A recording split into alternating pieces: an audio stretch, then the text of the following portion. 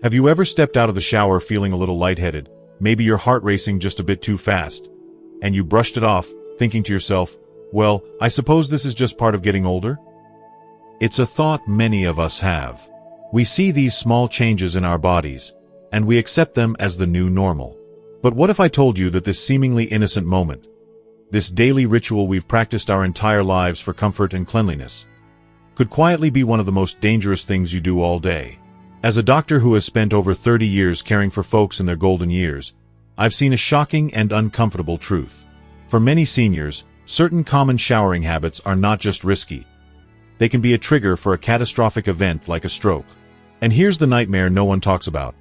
Shocking research from respected cardiological journals suggests that sudden changes in body temperature and blood pressure, often experienced in the bathroom, can increase the immediate risk of a cardiovascular event by a staggering amount. This isn't just theory from a textbook. I'm talking about real life. I'll never forget a wonderful 70-year-old gentleman from Ohio named John, a patient of mine. He was a proud, independent man who collapsed one cold evening just minutes after his nightly shower. That simple, harmless habit, a habit he believed helped him sleep better, nearly cost him his life and everything he held dear. The truth is, there are 7 hidden dangers in our daily shower routines that most seniors, and even their families, are completely unaware of. In this video, I'm not here to scare you. I am here to arm you, to give you the knowledge that keeps you safe and in control of your own health. We will break down each of these 7 dangers, one by one. And I will give you the simple, free, and practical steps to turn your bathroom back into a place of safety and comfort. And please, make sure you stay with me, because later in the video, we'll also discuss a common sitting mistake that millions of us make every single day without a second thought. It's perhaps the most insidious habit of all, quietly straining your circulation for hours on end. The information we'll cover could truly make a life-changing difference. Before we dive in, I want to connect with you. If you've ever had one of those small, unexplained moments of dizziness or a racing heart and wondered if it was something more, please just type a simple 1 in the comments below.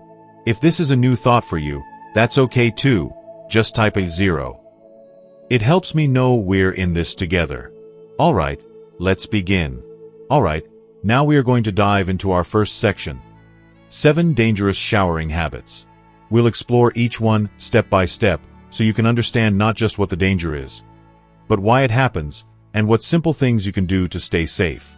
Let's begin with habit number 1, showering late at night. This first habit is something so many of us do. After a long day, after the house is finally quiet, stepping into a warm shower can feel like the perfect way to unwind and prepare for a good night's sleep. It feels like a reward, a moment of peace. But what's happening inside your body during this seemingly harmless ritual can be a different story altogether, especially for those of us over 60. Here's the science, in simple terms. As the sun goes down, the world outside gets cooler. Naturally, your body's internal temperature begins to drop as well, preparing itself for rest. Now, imagine stepping from a cool bedroom into a steamy, hot shower. That sudden temperature change sends a shockwave through your circulatory system. In response to the cold air before the shower, and then the sudden heat, your blood vessels can constrict or tighten up very abruptly. Now, why is this a particular problem as we age? Well, as the years go by, our arteries and blood vessels lose some of their youthful elasticity. Think of them like an old garden hose that's been left out in the sun for too many seasons. It becomes stiffer, less flexible. Instead of expanding and contracting smoothly to manage blood flow, an older vessel can clamp down rigidly when shocked. This sudden tightening can cause your blood pressure to spike dangerously, or it can severely limit the flow of oxygen-rich blood to your most vital organs, your heart and your brain. When the brain is starved of blood, even for a moment, the risk of a stroke rises dramatically. You might even recognize the feeling. That sudden sense of being chilled when you step out of the shower, a bit of dizziness, or your heart fluttering in your chest. Those are not just signs of getting older. They are your body's warning signals that your circulation is under stress. This brings to mind a patient of mine, a kind 70-year-old gentleman from Ohio named John. John had a routine he'd followed for years. He'd shower right before getting into bed, around 11 at night. He swore it helped him sleep more soundly. One cold winter evening, he stepped out of the bathroom, turned to his wife, and said he felt unusually lightheaded. Just moments later, he collapsed onto their living room couch. At the hospital, the scans confirmed our fears. John had suffered a stroke. The doctors explained to his shocked family that the sudden, late-night change in temperature was a major contributing factor. His simple, comforting habit had nearly cost him his life. So, how can you protect yourself? The guidance is quite simple, and it's not about giving up comfort. First, try to shower a little earlier in the evening, before the late-night chill truly sets in and your body's temperature has dropped significantly. Second, make your bathroom a safe transition zone. Let the hot water run for a few minutes before you get in, allowing the steam to warm up the room. A small, safe space heater can also work wonders. And most importantly, listen to your body. If you feel dizzy, chilled, or your heart is racing, get out of the shower immediately, sit down, and rest. Your health is worth more than any routine. Habit number 2. The shock of a cold shower. Now, let's talk about the opposite extreme. We hear about it all the time now, on TV and online. People swear by the health benefits of a cold shower in the morning to feel awake and energized. While that icy splash might be invigorating for a younger body, for an older adult, it can be like playing Russian roulette with your cardiovascular system. The moment that freezing water hits your skin, it triggers a powerful, primitive response in your body. It's called the cold shock response. Your blood vessels clamp shut almost instantly. This is your body's desperate attempt to keep your core warm. But this massive body-wide constriction forces your heart to work incredibly hard, trying to pump blood through pipes that have suddenly become tiny. For a heart and vessel system that has seen 6, 7, or 8 decades of life, this sudden immense pressure can be overwhelming. It can cause your blood pressure to skyrocket to dangerous levels in a matter of seconds. That intense pressure can even cause tiny, unstable plaques inside your arteries to break loose, forming a clot that can travel directly to the brain. That is how a stroke can happen, in an instant, from something that was supposed to be healthy. The feeling is often one of a sudden gasp for air, a tightness in the chest, or a wave of dizziness. I'll never forget my neighbor, Mr. Peterson. He was a strong, proud 70-year-old who loved to stay active and try new things. After reading an article about the benefits of cold showers, he decided to give it a go. For a couple of weeks, he told me how refreshed and alive it made him feel. But one morning, his wife heard a thud from the bathroom. He had collapsed right after stepping out of his icy shower. He was rushed to the hospital, where they confirmed he'd had a stroke. The sudden, violent shock to his system was simply too much. His family was heartbroken because his journey to the hospital began with an innocent attempt to improve his health. So what is the safer choice? Please avoid the shock. Use lukewarm water. If you enjoy a cooler rinse, you can gradually, very gradually, cool the water down at the very end of your shower. This gives your body time to adapt, without the dangerous shock. And if you have any history of high blood pressure or heart conditions, it is my strongest recommendation that you avoid cold showers altogether. If this information surprised you, and it surprises many people, please take a moment to type "wow" in the comments. It's truly amazing what we often don't know about our own bodies. Habit number 3. Soaking too long in hot water. From the shock of the cold, we turn to the deceptive comfort of heat. There are few things more relaxing than a long, hot bath, especially for tired muscles and aching joints. But staying in that hot water for too long, say, more than 15 minutes, can quietly tip the scales from therapeutic to dangerous. When your body is submerged in hot water for an extended period, the opposite of a cold shock happens. Your blood vessels dilate, or widen, all over your body. While this feels relaxing, it causes a significant drop in your overall blood pressure.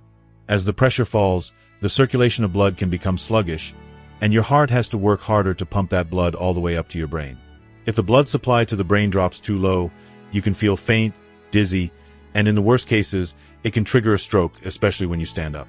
My own older brother, a man in his late 60s, learned this lesson the hard way. He loves gardening, and his ritual was to soak in a hot tub for what he admitted was often over half an hour. One evening, after a long soak, he stood up, and the world went black for a moment. He felt incredibly faint and collapsed back onto the bathroom rug. Thankfully, he came to his senses quickly, but the scare was real. His doctor later explained that the prolonged heat had dropped his blood pressure so low that he had nearly caused a stroke. The solution here is all about moderation. Please limit your hot baths or very hot showers to about 10, or at most, 15 minutes.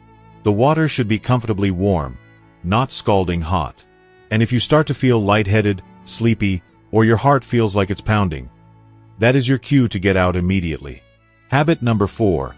Forgetting to drink water beforehand. This is one of the simplest and most overlooked habits of all. Most of us wouldn't think twice about showering without having a glass of water first. But for an older body, even mild dehydration can set the stage for danger. Here's why. When you're dehydrated, the volume of water in your bloodstream decreases. This makes your blood thicker and more concentrated, almost like syrup. Thicker blood doesn't flow as easily. It moves more slowly and is more prone to forming dangerous clots. Now, here's the crucial link to aging. As we get older, our body's sense of thirst naturally diminishes. We simply don't feel thirsty as often, even when our body is crying out for fluid. So, many seniors go through their day in a state of chronic, low-grade dehydration without even realizing it. Then, you step into a warm, steamy shower. The heat makes you sweat, even if it's just a little. You lose even more fluid, making your already thick blood even thicker. It's a silent recipe for disaster. I remember my aunt, a lovely woman of 68, telling me about a frightening experience. She often skipped drinking anything in the mornings, heading straight for her shower. One day, she felt so lightheaded in the shower that she had to grab the wall to keep from falling. Her doctor explained to her that simple dehydration was the culprit. He gave her a simple instruction: always drink 1 full glass of water about 15 to 20 minutes before showering. She took his advice, and she told me the difference was like night and day. No more dizziness, no more sudden fatigue. This is a powerful and easy habit to build. Keep a glass of water by your bedside and drink it upon waking. Give your body that 15-minute window for the water to be absorbed before you step into the shower. It's a small step that provides a huge layer of protection. Habit number 5. Showering when you're already feeling unwell. We've all been there. You have a headache, or you feel a bit dizzy, weak, or just generally off. It's tempting to think that a warm shower might wash away the feeling and help you relax.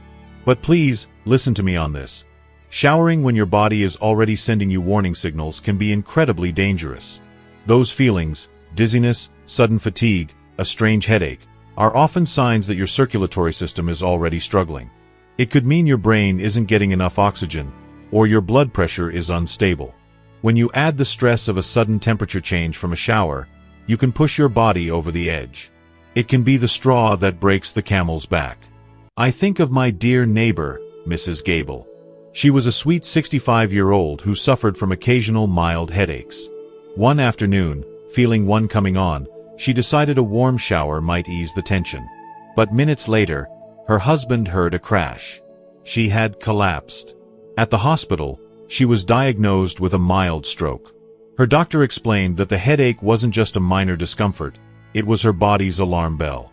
The heat from the shower lowered her already compromised blood pressure just enough to cut off critical blood supply to a part of her brain. The advice here is the simplest of all, but it requires you to be in tune with your body. If you feel unwell, if you are dizzy, unusually weak, or have a sudden unexplained headache, do not get in the shower. The shower can wait. Your health cannot. Rest, have some water, and if the symptoms persist, please call your doctor instead of pushing through your routine. Habit number 6. Showering right after exercise. After a brisk walk, sometime in the garden, or any physical activity, jumping into the shower to wash off the sweat feels like the natural next step. But for older adults, that immediate transition can be a shock to the system. During exercise, your heart rate is up, and your blood vessels have expanded to deliver more oxygen to your hard-working muscles. At the same time, you've lost fluids through sweat, leaving you slightly dehydrated. If you immediately step into a warm or hot shower, that heat causes your blood vessels to expand even further. This combination, dehydration and widespread vessel dilation, can cause your blood pressure to plummet suddenly. This is called post-exercise hypotension, and it can leave you feeling extremely dizzy, nauseous, or can even cause you to faint. My own cousin, a man in his late 60s who loves his morning jogs, had a close call. It was a warm summer day, and he came home sweating, heading straight for the shower. He told me that within minutes, his vision started to get blurry, and he had to grab the shower door to keep from falling. The doctor at the urgent care center explained what had happened. It wasn't a heart attack, thankfully, but a severe drop in blood pressure caused by his haste. The safe approach is to build in a cool-down period. After you finish your exercise, give your body at least 15 to 20 minutes. Sit down. Let your heart rate come back down to a normal resting state. And most importantly, rehydrate. Drink a glass of water. This short pause allows your circulation to stabilize, dramatically reducing the risk of a dangerous blood pressure drop. Habit number 7. Showering right after a heavy meal or medication. Finally, let's talk about timing. It seems so efficient to finish a big Sunday dinner, take your evening medications, and then head straight for a shower to get ready for the evening. But this sequence of events can create a dangerous internal competition for your blood supply. After you eat a substantial meal, your body intelligently redirects a large amount of blood flow to your stomach and digestive system. It needs that blood to process the food and absorb nutrients. Now, at the same time, if you take certain medications, especially those for high blood pressure, they are working to relax and dilate your blood vessels. Then, you step into a warm shower. The heat pulls blood flow away from your core and towards the surface of your skin. Suddenly, your body is in a tug of war. Your stomach is demanding blood, your skin is demanding blood, and your medications may be lowering your blood pressure system-wide. Who loses this tug of war? Your brain. When the brain is left shortchanged on blood and oxygen, the risk of dizziness, fainting, or even a stroke becomes very real. I remember my friend's father, Mr. Davis, who was 65. His routine was dinner, a blood pressure pill, and then a shower. One evening, he collapsed in the bathroom. The doctors of the hospital confirmed he'd had a mild stroke and explained that the specific timing of his routine, the perfect storm of eating, medication, and showering, had critically lowered circulation to his brain. The solution is patience. After eating a meal, please wait at least 30 minutes, and ideally 60 minutes, before you get into the shower. This gives your digestive system a head start. And if you've just taken your medication, especially for your heart or blood pressure, give it some time to settle in before you add the stress of a shower. A little bit of waiting can make a world of difference. We've walked through the hidden dangers in the bathroom, and I hope those simple adjustments give you a powerful sense of control over your own safety.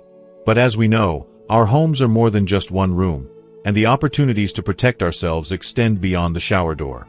Have you ever heard the heartbreaking story of someone who went out for their peaceful evening walk and simply never came back? It's a tragedy that happens more often than we think. And the danger isn't always from a fall or from traffic. Sometimes, the most serious threat is something happening silently, inside the body. So now, let's move into our second section. 6 walking habits that can raise your stroke risk. Walking is one of the best gifts we can give our bodies. It is medicine. But like any medicine, the dose, the timing, and the way you take it, all matter. Let's make sure this wonderful activity is a source of health, not harm. Habit number 1. Walking too late in the evening. An evening walk can feel so peaceful. The heat of the day has passed, the world seems to slow down, and it feels like the perfect way to cap off the day. Many people believe it helps them wind down for bed. But surprisingly, a brisk walk taken too late in the evening, say after 8 or 9 o'clock at night, could be quietly disrupting your body's natural rhythm and raising your risk for stroke. Here's the simple science behind it. Your body operates on a beautiful, internal 24-hour clock called a circadian rhythm. It's what tells you when to feel awake and when to feel sleepy. As the sun goes down, this internal clock starts sending signals to your body to calm down, lower your heart rate, and reduce your blood pressure, all in preparation for a restorative night's sleep. But when you head out for a vigorous walk late at night, you send a powerful, conflicting signal. Your heart rate goes up, your muscles demand oxygen, and your body releases energizing hormones like adrenaline. Instead of preparing for rest, your body gets revved up, as if it's the middle of the day. Now, why is this especially risky for us as we get older? The primary reason is blood pressure. One of the biggest hidden risk factors for stroke is elevated nighttime blood pressure. Ideally, your blood pressure should dip by about 10 to 20% while you sleep.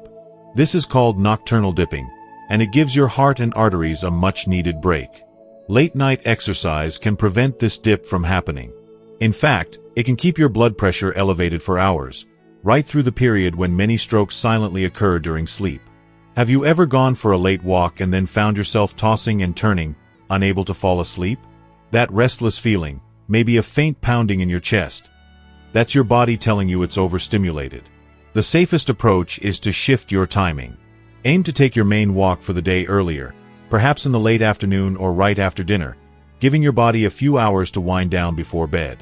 If you absolutely love an evening stroll, keep it gentle. Make it a slow, meditative walk, not a power walk.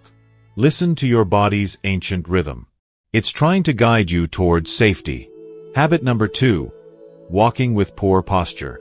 This is a subtle one, a habit that can creep in without us even noticing. Think about your last walk. Were you looking down at the ground to watch your feet? Were your shoulders hunched forward, maybe your hands tucked into your pockets? It might seem like a small thing, but walking with poor posture could be quietly restricting the most important supply line in your body, the flow of oxygen-rich blood to your brain. Our body is a masterpiece of design. When we stand and walk tall, with our chest open and our shoulders back, our lungs can expand fully, and our heart can pump blood efficiently and effortlessly. But the moment we slouch, our head drifts forward. This posture does two dangerous things. First, it compresses the chest cavity, making each breath shallower. Less air means less oxygen available for your blood. Second, and more critically, it can create tension and even mild compression on the vital carotid and vertebral arteries in your neck. These are the main highways that deliver blood to your brain. As we age, these arteries may already have some plaque buildup or be less flexible. Restricting them further, even slightly, with poor posture can lead to a noticeable drop in cerebral blood flow. You might feel this as a moment of dizziness, lightheadedness, or feeling suddenly off balance. For some, if the underlying vascular issues are significant enough, it could even contribute to a mini-stroke, or what doctors call a TIA. This isn't just a theory. A fascinating study conducted at the University of Tsukuba in Japan had researchers monitor older adults as they walked. They found that when participants walked with a slumped, forward-leaning posture and limited arm swing, the blood flow to their brain dropped significantly compared to when they walked upright with a natural stride. A simple change in posture made a measurable difference in brain health. So, here is your call to action. The next time you walk, perform a simple mental checklist. Imagine a string pulling the crown of your head gently toward the sky. Let your shoulders relax down and back. Keep your gaze looking forward, not down at your feet. And let your arms swing freely and naturally from your shoulders. It might feel strange at first if you're used to slouching, but you will not only look more confident, you will be actively nourishing your brain with every single step. Habit number 3. Walking right after a meal. This is a classic piece of advice we've all heard. Go for a walk after dinner to help with digestion. While the intention is good, the timing is often wrong, and it can create a dangerous internal competition that leaves your brain at risk. Think of your body's blood supply as a limited resource. After you eat a meal, especially a large one, your body's top priority is digestion. It sends a massive surge of blood to your stomach and intestines to break down the food and absorb the nutrients. This is why you might feel a little sleepy or relaxed after a big meal. Your body is diverting its energy inward. But what happens when you immediately head out for a brisk walk? Your leg muscles start demanding their share of that blood. They need oxygen to power your movement. Suddenly, your body is in a state of conflict. Your stomach is shouting, "I need more blood down here to digest this steak," while your legs are yelling, "Hey, we need that blood to climb this hill." In this tug-of-war for blood supply, someone has to lose. And often, it's the brain. When your blood flow is split between these two demanding tasks, the amount of oxygen and glucose reaching your brain can temporarily drop. This can lead to symptoms like dizziness, blurred vision, lightheadedness, or even confusion. For a person with already compromised circulation due to age or underlying conditions like high blood pressure, this temporary drop can be enough to trigger a more serious event, like a TIA or a full stroke. I had a patient, a wonderful 72-year-old man named Robert. He loved his routine. He'd finished dinner at 6 p.m. and by 6:30, he was out the door for his nightly mile. Over a few months, he started noticing that he'd get these strange, dull headaches about halfway through his walk. We talked through his day, and when we landed on this habit, a light bulb went on. I suggested a simple experiment. Wait until 7:15, a full 45 minutes after he finished eating, before starting his walk. He called me a week later. The headaches were gone. Completely. The solution is patience. Walking is wonderful, but give your body time to do its first job. Wait at least 45 minutes, and preferably an hour, after a large meal before you begin any strenuous walk. Let your digestion get a head start. There is no rush. Habit number 4. Walking in extreme weather. We often take pride in our consistency, in getting our walk in rain or shine. But sometimes, wisdom means knowing when to stay inside. Walking in extreme weather, whether it's a scorching summer afternoon over 95 degrees Fahrenheit or a bitter, windy winter morning below 60 degrees, puts a unique and dangerous stress on your heart and blood vessels. Let's start with heat. On a hot day, your body's natural cooling mechanism is to dilate your blood vessels, bringing more blood to the surface of your skin to release heat. At the same time, you are losing significant amounts of fluid through sweat. This combination of dilated vessels and dehydration can cause a sharp drop in blood pressure, leaving you dizzy, weak, and at risk of fainting. If you are on certain medications, like diuretics for blood pressure, this effect can be magnified. Now, let's flip to the cold. In chilly, windy weather, your body does the exact opposite. To conserve core heat, your peripheral blood vessels constrict or tighten. This tightening of your arteries forces your heart to pump against greater resistance, which can cause your blood pressure to spike suddenly and dangerously. This is especially risky for anyone with known high blood pressure or narrowed arteries. The American Heart Association has clearly pointed out that stroke and heart attack rates tend to increase during the colder months, partly due to these powerful vascular reactions. I remember a 68-year-old retired teacher I know, Carol. She was determined. She walked every single morning. One winter day, with the temperature hovering around 40 degrees and a brisk wind blowing, she bundled up and headed out. Just 10 minutes into her walk, she felt an unusual tightness in her chest and had to sit down on a curb. A neighbor thankfully saw her and helped her get home. When she checked her blood pressure, it was alarmingly high. The combination of cold and exertion had pushed her system to its limit. The answer is to respect the weather. In hot conditions, walk very early in the morning or near sunset. Always carry water. In the cold, dress in layers, warm up inside first, and consider shortening your walk. And most importantly, if the weather feels extreme, it's not a failure to skip a day. It's an act of wisdom. Your treadmill or a walk around a local indoor mall are perfectly safe alternatives.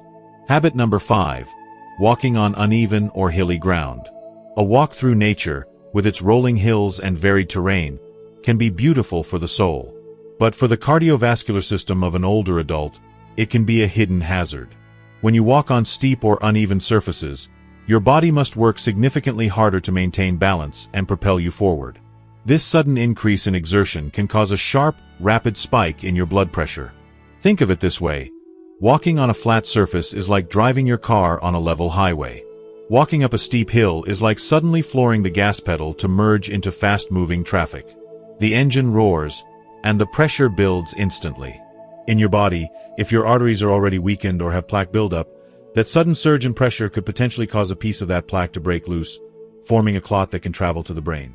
In a worst-case scenario, the pressure could even lead to a rupture of a weakened vessel, which is a hemorrhagic stroke. I think of Frank, a 74-year-old former contractor I knew who loved the challenging hiking trails behind his house. He was fit, but he also had high blood pressure. One afternoon, after pushing himself up a particularly steep section of the trail, he suddenly felt profoundly weak and disoriented. He managed to sit down, but he couldn't make sense of his surroundings. He had suffered a minor stroke. His doctor later explained that the intense, sudden physical demand had likely pushed his blood pressure past a safe limit. Too high, too fast. To protect yourself, it's wise to choose your walking paths carefully. Flat, even surfaces like a local park path, a school track, or a quiet, well-paved sidewalk are your safest bets. If you do enjoy hills, take them slowly. Stop to catch your breath often. And if your doctor has ever told you that your blood pressure is unstable or difficult to control, it is best to avoid steep inclines altogether. Habit number 6. Not hydrating properly. We end with the most common, and perhaps the most important, habit of all. It's something that affects every single step you take, yet it is so often forgotten. Hydration. Walking while you are even slightly dehydrated quietly sets the stage for a stroke, not just during the walk itself, but hours later, even while you sleep. Here is the simple, critical connection. Your blood is mostly water. When you don't drink enough, the water volume in your bloodstream decreases. This makes your blood physically thicker and more concentrated. It becomes more like honey and less like water. This thicker, slower-moving blood has a much greater tendency to form clots. For anyone older, especially with a history of high cholesterol or vascular issues, this creates a perfect storm. And the danger often peaks at night. As you sleep, your heart rate naturally slows down, and your circulation becomes more sluggish. If your blood is already thick from dehydration during the day, that slow flow through the night can allow tiny clots to form in your vessels. If one of those clots breaks free and travels to your brain, it can trigger a stroke in the early morning hours, which is tragically when a large percentage of strokes occur. This is not speculation. A landmark study published in the respected journal Neurology found a direct and powerful link between low daily fluid intake and an increased risk of ischemic stroke in older adults. It is a silent, but very real, risk. I will always remember a patient named Eleanor, 76. She was a model of fitness. She ate well, stayed active, and walked every single afternoon. But she admitted to me she hated drinking water. She said it made her feel bloated. One night, she went to bed feeling perfectly fine after her usual walk and dinner. But she woke up the next morning with slurred speech and weakness on her right side. She had suffered a stroke during the night. Her neurologist later told her that chronic dehydration, especially combined with the fluid loss from her daily exercise, was a likely and significant contributor. So here is the simple, life-saving action. Before you leave for a walk, drink a glass of water, about 8 ounces. When you return, drink another. It's not complicated. It's not expensive. It is one of the most powerful things you can do to protect your brain. Keep a water bottle with you. Make it your constant companion. Your health depends on it. We have navigated the hidden risks in our bathrooms and on our daily walks. The power of this knowledge is that it allows us to transform unconscious habits into conscious acts of self-protection. Now, let's talk about the activity that many of us spend the most time doing each day. One that seems utterly harmless, even necessary for rest. Have you ever stopped to wonder if the way you're sitting right now, in your favorite chair, could be quietly putting your health at risk? It seems like an absurd question. Sitting is resting, after all. But I'm not here to talk about the obvious things like back pain. I'm here to talk about your circulation, your blood pressure, and your risk of a stroke. So, for our final section, let's gently uncover 6 quiet sitting habits that can raise your stroke risk. This isn't about making you feel guilty for resting. This is about making sure your moments of rest are truly restorative, not restrictive. Habit number 1. Just sitting still for long stretches. This is the most fundamental and widespread habit of all. Picture it. You settle into your comfortable armchair to watch a good movie, or maybe you're at the kitchen table, lost in a puzzle or a conversation with a loved one. 2 hours can go by in the blink of an eye. It's comforting. It's normal. But while your mind is engaged, your circulatory system is slowly grinding to a halt. Here is what is happening inside your body. When you sit motionless, especially with your legs hanging down, you lose the natural pumping mechanism that your leg muscles provide. Every time you walk or even fidget, your calf muscles contract and squeeze the veins in your legs, pushing blood back up towards your heart. When you sit perfectly still, this action stops. Gravity takes over. Blood begins to pool in your lower legs, and the flow becomes slow and sluggish. Think of a flowing river that has been dammed. The water becomes stagnant.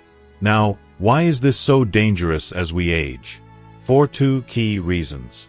First, our veins naturally lose some of their elasticity, and the tiny valves inside them that prevent backflow can become weaker. This makes it even harder for blood to make the long journey back up to the heart. Second, as we discussed earlier, our blood can become thicker due to mild dehydration or other health conditions. Stagnant, thick blood is the perfect recipe for forming a blood clot.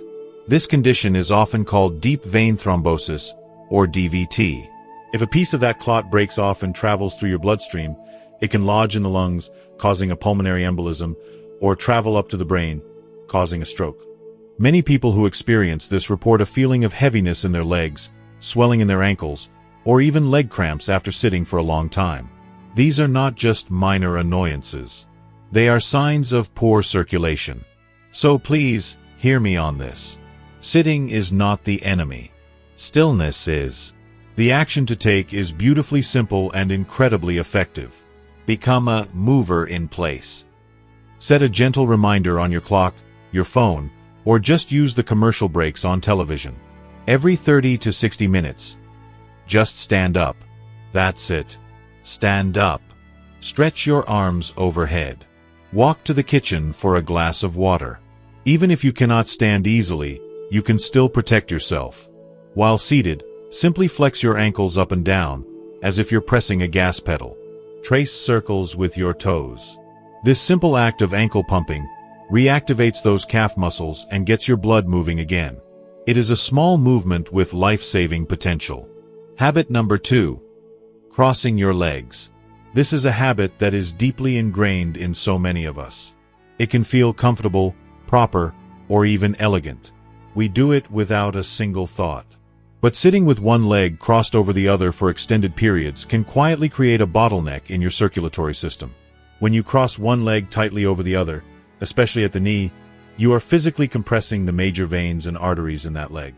This pressure makes it significantly harder for blood to flow smoothly from your lower legs back up to your heart.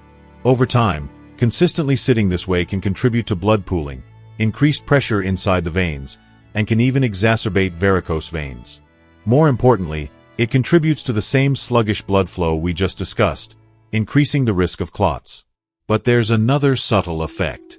Numerous studies have shown that crossing your legs can cause a temporary, but significant, spike in your blood pressure. Researchers believe this happens because compressing the leg veins causes more blood to be pushed up into the chest, forcing the heart to pump against greater volume. While this spike is temporary and usually goes down once you uncross your legs, imagine doing this for hours every single day, for years. If your blood pressure is already on the higher side, you are repeatedly adding unnecessary stress to your entire cardiovascular system. I had a patient, a very sharp 78-year-old woman, who was struggling with her blood pressure readings at home. They were always a bit higher than in my office. We went through all the usual suspects, but couldn't find the cause. Then one day, I asked her to describe exactly what she was doing when she took the reading. She said, "Well, I sit down in my favorite chair, cross my legs to get comfortable, and then I press the button." It was that simple. The act of crossing her legs was artificially inflating her readings and likely keeping her blood pressure higher than it needed to be throughout the day. The solution begins with awareness. Start by noticing how often you do it. The best position for circulation is to sit with both feet flat on the floor, about hip-width apart. If that feels uncomfortable, try placing a small stool or a stack of books under your feet to raise them slightly. This can ease pressure on your back and still keep your circulation open. Again, this isn't about being perfect. If you cross your legs, just be mindful and change your position every few minutes. Habit number 3. Slouching with your head forward. This is the posture of modern life. We do it when we read a book, when we look down at our phone, when we work on a puzzle, or even when we just get tired and let our head hang heavy. It feels relaxing. But this slouched posture quietly creates a dangerous choke point for the blood supply to your brain. When you let your head drift forward, away from its natural alignment over your shoulders, you put immense strain on the muscles in your neck and upper back. More importantly, this posture can cause a subtle compression of the critical blood vessels running through your neck, the carotid and vertebral arteries. These are the 4 main superhighways that deliver all the oxygen and nutrients your brain needs to function. Even a mild, chronic reduction in that flow can, over time, contribute to issues like brain fog, memory problems, and dizziness. Here's why this gets more serious as we age. The discs in our spine naturally lose some of their height, and we may develop arthritis in the neck. This can already create a tighter space for those arteries. When you add the mechanical stress of a forward head posture, you are essentially narrowing an already narrow passage. For someone with existing plaque in those arteries, this can be the tipping point that restricts blood flow enough to cause symptoms or increase the risk of a stroke. So, how do we fix this? It's about support.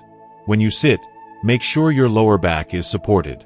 Try tucking a small cushion or a rolled-up towel into the curve of your lower back. This simple act encourages your entire spine to sit up taller, which naturally brings your head back into alignment. When reading or using a device, make an effort to bring it up to eye level, instead of bringing your head down to it. And every so often, just gently tuck your chin in, as if you're making a double chin, and feel the back of your neck lengthen. This simple stretch can undo hours of slouching. Habit number 4. Sitting unevenly or leaning to one side. Think about how you sit in your favorite spot on the couch. Do you always lean on the same armrest? Or maybe you have a habit of tucking one foot up underneath you as you sit. This kind of lopsided sitting, while it may feel comfortable and familiar, creates an imbalance that can affect your body from your spine all the way down to your circulation. When you consistently put more weight on one side of your body, your pelvis tilts out of alignment. Your pelvis is the foundation of your entire torso. When the foundation is tilted, the whole structure, your spine, hips, and muscles, has to compensate.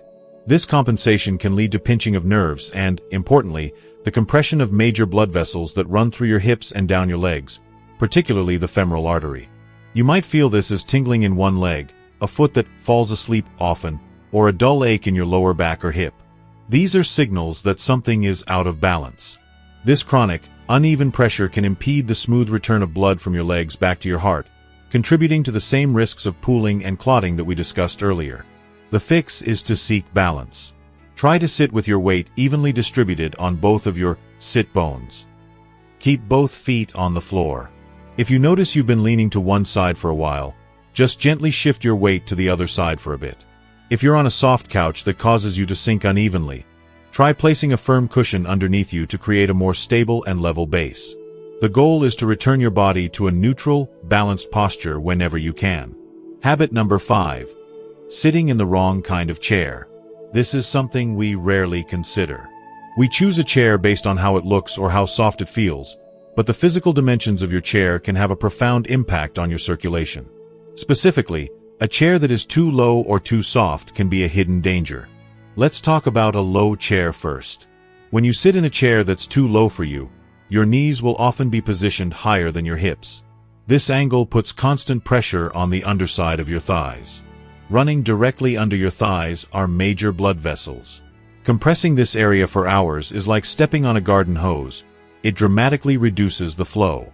This can cause blood to back up in your lower legs, leading to swelling, and it makes it much harder for your heart to pull blood back up from your feet. A chair that is too soft and squishy creates a similar problem, but in a different way.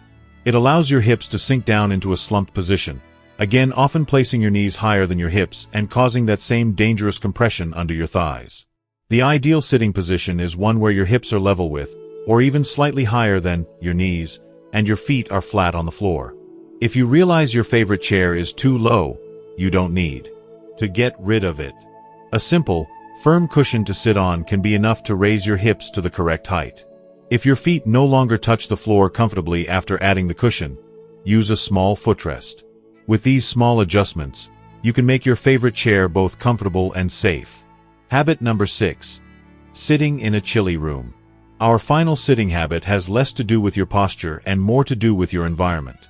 Have you ever noticed that when you sit in a cold room or near a drafty window in the winter, your hands and feet start to feel like ice? This is more than just a feeling of discomfort. It's a sign of a significant circulatory change. When your body senses cold, its primary survival instinct is to protect your vital organs in your core. To do this, it dramatically narrows the blood vessels in your extremities, your arms, legs, hands, and feet.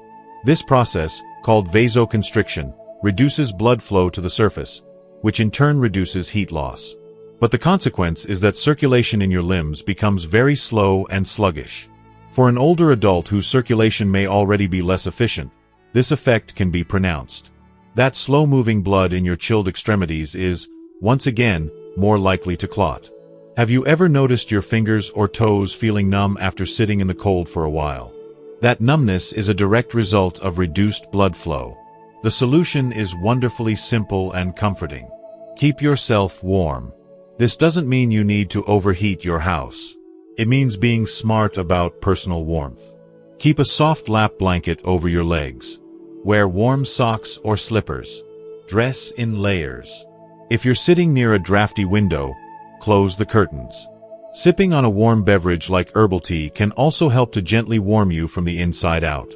By keeping your body comfortably warm, you are telling your blood vessels it's safe to stay open, allowing your blood to flow freely and keeping your entire system healthier. And so, we have gently walked through the quiet habits of our daily lives. In the shower, on our walks, and in our favorite chairs. We started our conversation today by talking about those small, unexplained moments of dizziness or a racing heart. We talked about my patient, John, and how a seemingly harmless late-night shower almost led to a tragedy for his family. The difference between what almost happened to him and the future that lies ahead for you is what you now hold. It is knowledge.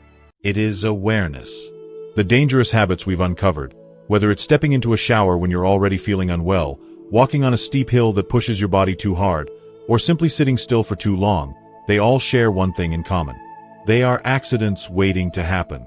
But they are accidents that are almost entirely preventable. If there is one thing I hope you take away from our time together, it is this. Your health is not a grand monument built in a single day. It is a beautiful garden, tended to with small, daily acts of care. Choosing to drink a glass of water before your shower. Waiting just a few minutes to cool down after a walk. Making the conscious choice to stand up and stretch during a long movie. These are not chores. There are no restrictions. They are powerful acts of self-respect. They are gifts of independence and vitality that you give to your future self and to the people who love you. You have the power to protect your health, and it lies in these simple, thoughtful choices. As we come to a close, I have one last, and perhaps most important, question for you, my friend. We've explored many critical habits today, but knowledge is only powerful when we put it into action. So now, I want to ask you, what is the one commitment you are making to yourself after watching this video? It doesn't have to be big. It could be as simple as, I will drink a glass of water before my morning walk, or I will set a reminder to stand up every hour, or I will avoid very hot baths. Please, take a moment to share your personal commitment in the comments below. Writing it down does something powerful. It makes it real. And your commitment will serve as an inspiration for others in our community to take that first, vital step for themselves. And if you found real value and a sense of comfort in our conversation today, please show your support by giving this video a simple like. It helps more than you know. To ensure you continue on this journey with us, and never miss another conversation full of life-changing wisdom, I invite you to hit that subscribe button. It's more than just a click. It's you joining a warm and supportive community of people dedicated to living their golden years with health, dignity, and joy. We are in this together. Finally, I ask you to think of just one person, a spouse, a sibling, a dear friend, who needs to hear this message. Please, share this video with them. It is a simple act of caring that could truly make all the difference in their life. Thank you for sharing your valuable time with me today. Take good care of yourself. You truly, truly deserve it.